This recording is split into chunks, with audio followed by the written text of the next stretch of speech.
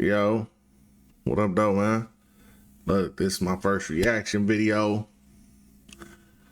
My dog sent me this video, and I said, you know what? I'm gonna make this my first reaction video. He said it's about them boys in Baltimore, man. Heard them niggas really land like that. So I'm gonna watch this video and see what the hype about, man. React to it, see what they got going on, man. Let's see. 2018, a quiet West Baltimore home erupts in gunfire. Inside, a mother and her teenage daughter scream as a hitman opens fire, their lives brutally snuffed out. Across town, a year later, a young woman pushes her baby in a stroller on a summer evening until a shot rings out and she collapses on the sidewalk. Federal agents make big moves in Baltimore City to get criminals off the streets. This Al Capone model of prosecution is designed to take violent people off the streets by any appropriate legal means necessary. These horrific scenes, seemingly unrelated, would later be revealed as pieces of a dark puzzle. A federal indictment tied them together, pointing to an unlikely mastermind, a rising local rap star named YGG Tay. In a city long plagued by gang violence, the case of YGG Tay would expose an alleged web of murder plots, drug dealing, and retribution that reads like the script of a gangland drama. Except this is no movie. In December 2022, federal agents unsealed an indictment that sent shockwaves through Baltimore streets. 6 men were charged with conspiring to run a violent criminal enterprise, a racketeering conspiracy that prosecutors say included murder for hire, drug trafficking, armed robbery, and witness intimidation. At the center of it, 28-year-old Devontae Harrison, aka YGG Tay. Look, gang. If y'all know y'all out here doing, what the fuck you want to be a rapper for, gang? Like, why can't you just be low-key in a cut somewhere? What the fuck you want to rap for? Bringing all this extra attention to yourself. I don't get it. I never understood it, man. Everybody want clout so motherfucking bad. A Baltimore rapper with a local hitmaker. Meet Evoto AI, the photo editing software that everyone's talking about. Go out and create more. Evoto saves you time by accelerating tedious editing. Make a reputation.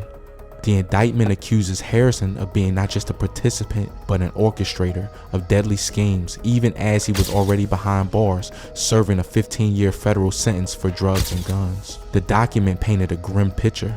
6 murders, 11 shootings, and multiple attempted murders and robberies were laid at the feet of this crew. These weren't random acts of violence, prosecutors say.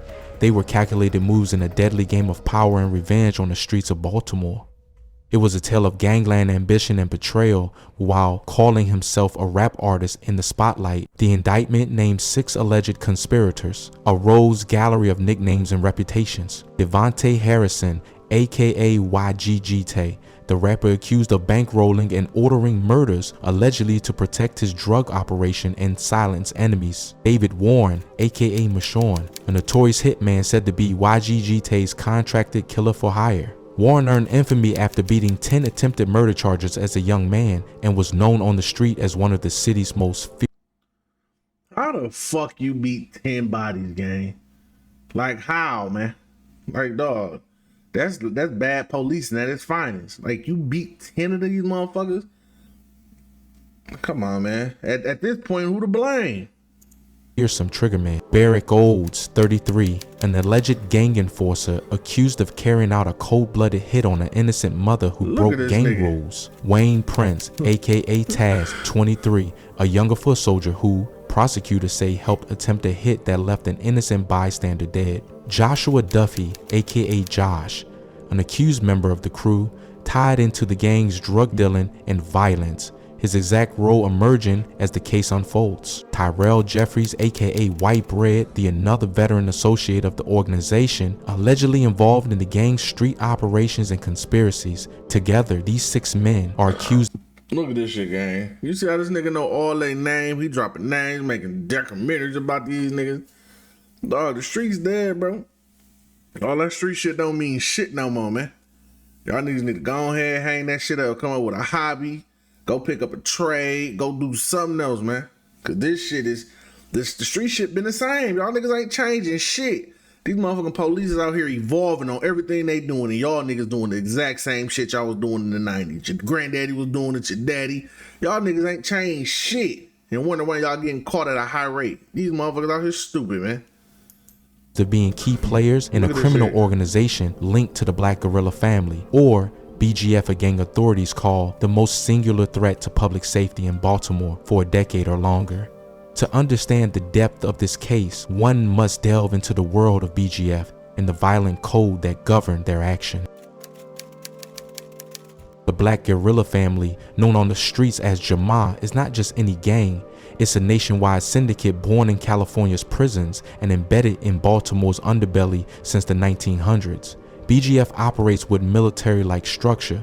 In Baltimore, its members organize into regional regimes, each overseen by a hierarchy called the Bubble. They have a strict code of conduct: no snitching, no stealing from the gang, no breaking secrets, and never running from combat, among other rules. The penalty for disobedience is severe: fines, beatings, even death at the hands of fellow members.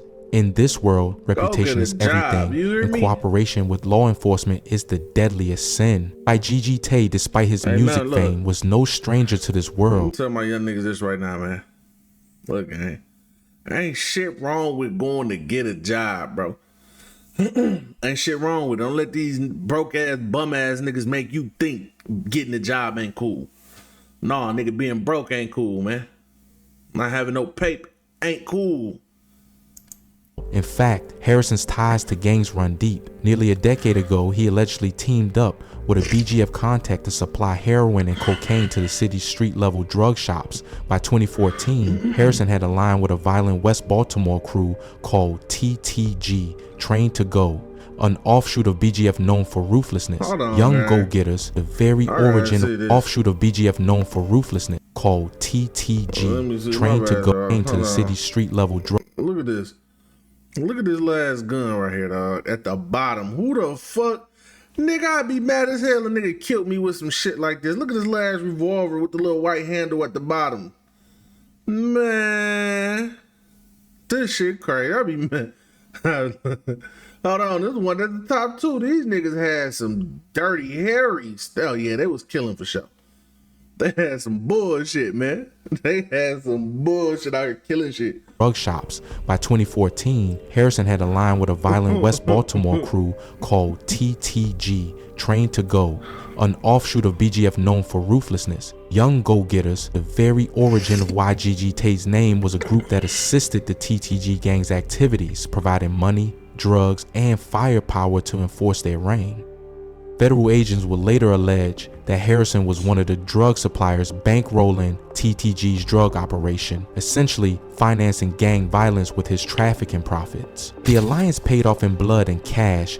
Under the BGF/TTG umbrella, Harrison's operation thrived, but so did his list of enemies. As his influence grew in the underworld, so did the danger. By his mid-20s, Harrison wasn't just funding the gangs. Prosecutors say he was ordering hits.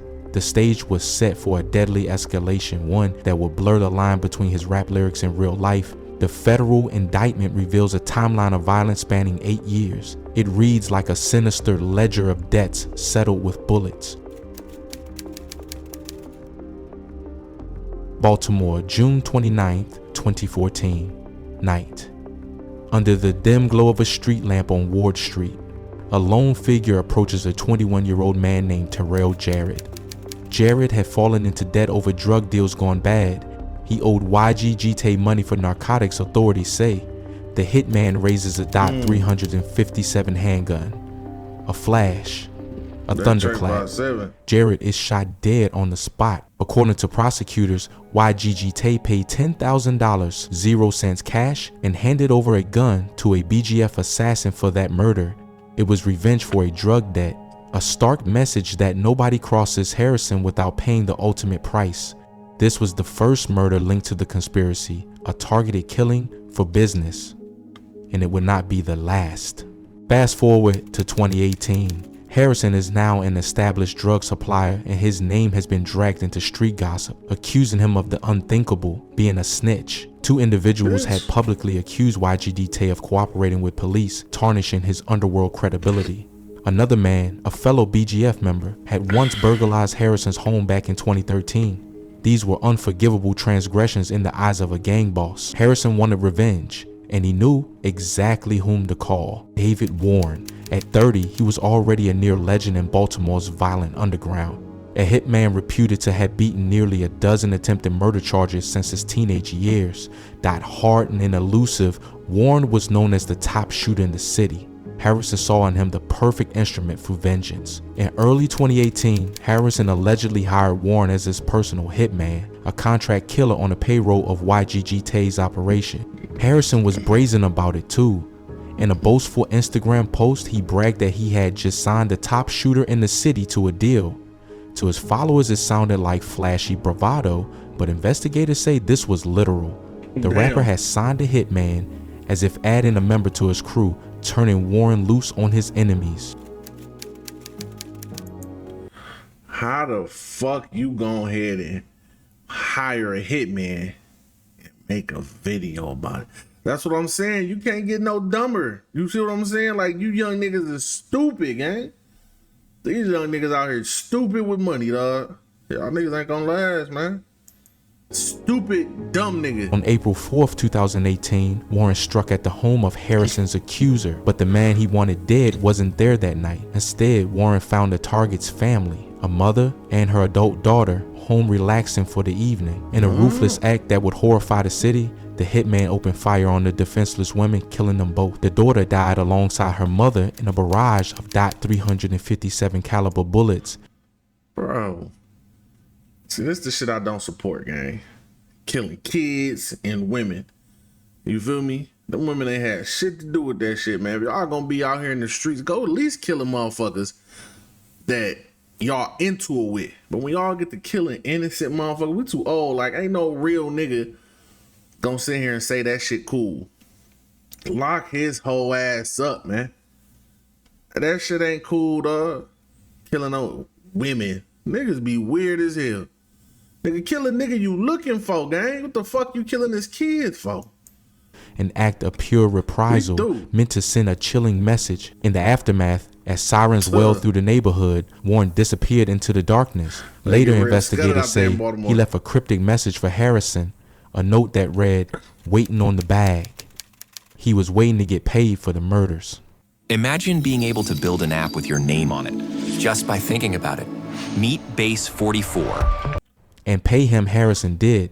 Prosecutors say YGG Tay rewarded Warren for executing the woman and her daughter. The crime was as heinous as it was cold-blooded, striking terror into anyone who knew the backstory. Harrison, paranoid about retaliation for this atrocity, allegedly told his own girlfriend to start looking for houses in faraway Atlanta and warned the mother of his child to lie low in a hotel. Even he knew that killing a man's family had lit a dangerous fuse. In August 2018, Warren teamed with Wayne Prince, aka Taz, one of Harrison's younger associates, to go after the second rival. They tracked the man to a property he owned where construction workers were busy with repairs. Under the midday sun, gunmen opened fire in a brazen attack. The rival survived. He wasn't even hit, but two unsuspecting construction workers were caught in the crossfire. One worker was shot and wounded. The other, an innocent 37-year-old laborer, was killed on the scene. Their day's work turned into tragedy for men who had nothing to do. Look, though, this how I go. When you in the streets, everybody gonna die but the person that need to die. You see what I'm saying? Look what the fuck going on, man. This is the second time they done went over to just whack somebody that ain't had shit to do with nothing. Man, that street shit dead, gang.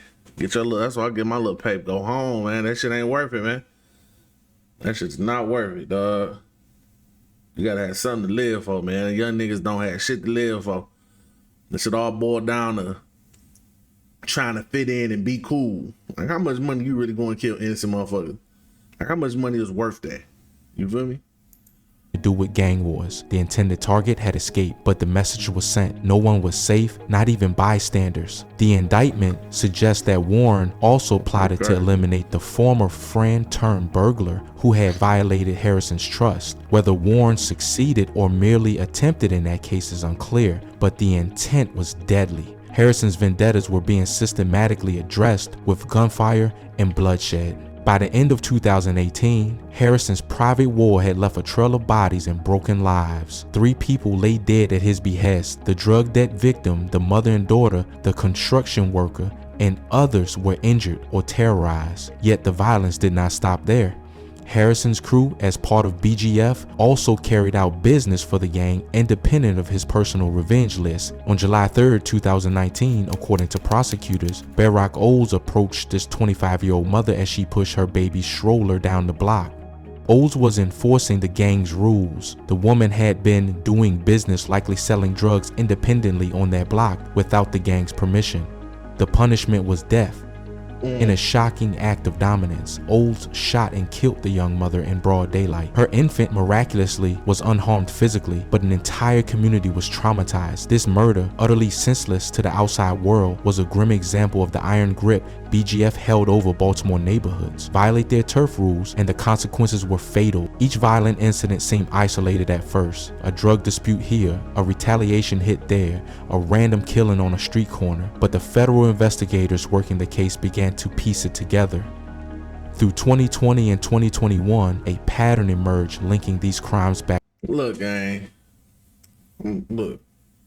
Lock that whole ass nigga up. That nigga out here killing girls. He like, fuck it. How much money you think she actually making, gang, where she just interrupting what y'all got going on? You whacked her. Lock him up. I ain't with none of that whole ass shit. Fuck that. Nigga, we getting, oh, my boy. Lock that nigga the fuck up. To one enterprise. It was like connecting dots on a bloody map of the city. At the center, they kept finding the names YGG Tay and his associates. Surveillance, informants, and forensic evidence slowly wove a tapestry of conspiracy that would culminate in the sweeping indictment. Building a federal case against gang members is painstaking work. Behind the scenes, law enforcement deployed every tool in their arsenal to unravel YGG Tay's alleged criminal network. This meant undercover surveillance, wiretaps on phones, analysis of social media, and crucially, ballistics forensics. At crime scenes from West Baltimore to the county line, technicians recovered spent shell casings, silent witnesses to the shootings. Using NIBN, the National Ballistics Database, agents matched shell casings and bullets from different crime scenes, linking shootings that had once seemed unrelated. The same guns were popping up at multiple scenes, indicating a common crew behind the trigger. The murder of the mother and daughter, the shots at the construction site, the Ward Street killing. Forensic ballistics helped connect the dots, each match tightening the noose around the conspirators. Meanwhile, federal and local agents leaned on the streets for information. They flipped lower-level gang members into cooperators and intercepted communications. Investigators listened in on jailhouse calls and monitored text messages, hunting for any incriminating slip. Harrison, however, was cautious. By 2019, the FBI had been surveilling him for years, yet he was adept at covering his tracks. He spoke in code, used counter-surveillance tactics, and trusted only a tight inner circle. But even the careful make mistakes.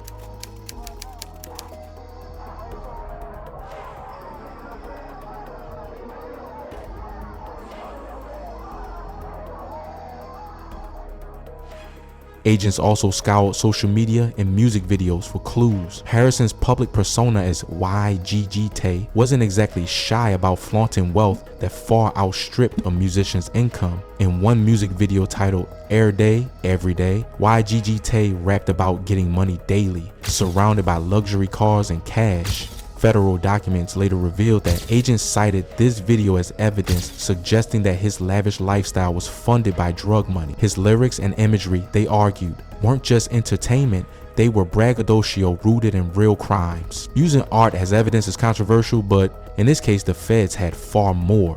They had phone records, surveillance footage, and even Harrison's own words. After the April 2018 double homicide, investigators learned Harrison told his girlfriend to find property in Atlanta and urged family to hide out, actions that spoke to a guilty mind aware of looming retaliation.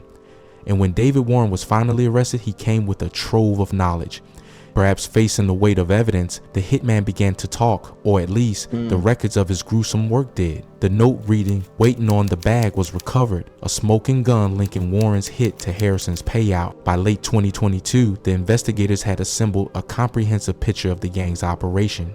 They tied shooting to the crew, drugs to the profits, and motives to the murders. It was enough to convince a grand jury to indict all 6 suspects under RICO, the racketeer influence and... See, look, man. They said it was 2017, 18 is when this shit started. They said it's 2022. That's a 4-5 year run. Yeah, you getting money. Yeah, you having your way for 4-5 years. Guess what? You balled for 4-5 years. Now you through. You cooked. Now you about to go do life, my boy. So is that 4-5 years really worth it? You get what I'm saying?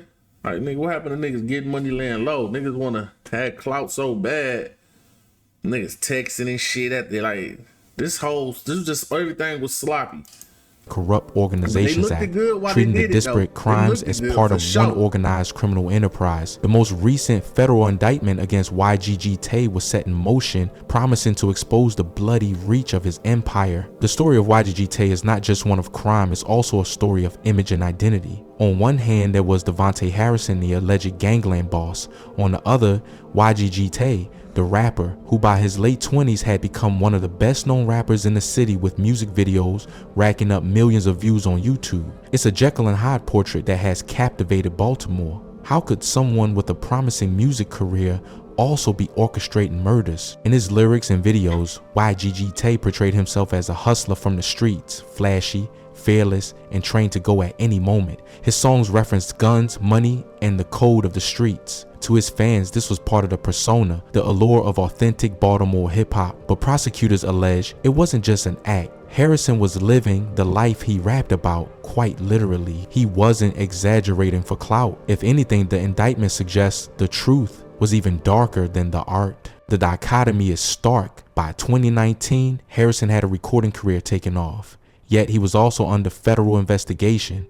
In November of that year, DEA agents raided a stash house tied to him and found large quantities of drugs and a Glock handgun with an extended magazine. That bust led to his initial arrest and conviction. He pleaded guilty at trial and received a 15-year sentence for drug and gun charges. To the public, it seemed like a young artist derailed by a drug case. Little did anyone know that far worse allegations were on the horizon. Harrison himself maintained an air of defiance. From prison, he posted on social media, hinting that he would appeal and claiming his name would be cleared. To his supporters, he was a target of government overreach, maybe even a scapegoat, a product of an environment where many rappers posture with gang imagery without actual crimes. But the sheer detail in the indictment, naming victims, dates, payments, and triggermen, was damning. It suggested that Harrison's rap lies might have been no cap at all. As one astounded commenter online put it, Tay really wasn't. You asked for more ways to create, so we made a major update. Sleep printing is now live. Just rap capping. The realization in the community was that the tales in his songs of gunplay and retribution were not fiction. They were allegedly autobiography. The case also reignited debate over the use of rap lyrics as evidence. Fans and artists in Baltimore worried if YGG Tay's music could be used against him, what about others who rap about violent lives they didn't lead? But prosecutors countered that this case was different. It wasn't art on trial, but explicit actions, corroborated by physical evidence and accomplice testimony. Harrison's own Instagram brag about signing a hitman was a self-inflicted wound to his defense. It blurred any line between performance and reality. He had effectively documented his alleged crimes in real time on social media. As YGG Tay's tracks continued to stream online, the man behind them sat in a jail cell, facing the prospect of never making music as a free man again. The persona he cultivated in the booth, the kingpin, the shot caller, the untouchable, young go-getter, had seemingly come to life, and now that life was collapsing under the weight of federal charges.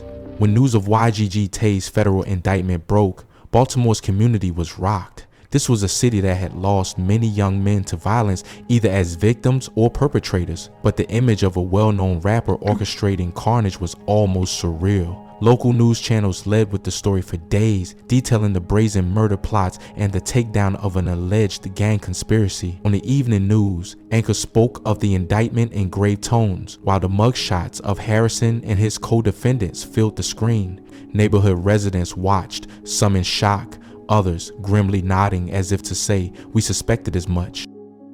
Robberies like the one at Horseshoe a couple weeks ago has gotten the attention of federal agents, and tomorrow the FBI will join the BPD to hold a briefing on the surge right here in Baltimore. Feds are also cracking down on gang activity in the city. A Baltimore man who gained notoriety after beating nearly a dozen attempted murder charges has been named in a federal indictment that targets one of the most dangerous gangs in the city. Alexa Ashwell has details on the crimes he's accused of committing and the message leaders are hoping to send. This indictment names 6 people allegedly associated with the Black Guerrilla family gang. These One of motherfuckers them, stupid. David Warren, Stupid in as this fuck. described as a contract killer. This newly unsealed federal indictment charging 6 men associated with the notorious Black Guerrilla family gang includes Baltimore rapper YGG Tay, or Devontae Harrison, and David Warren, who gained notoriety after beating nearly a dozen attempted murder charges beginning at the age of 14.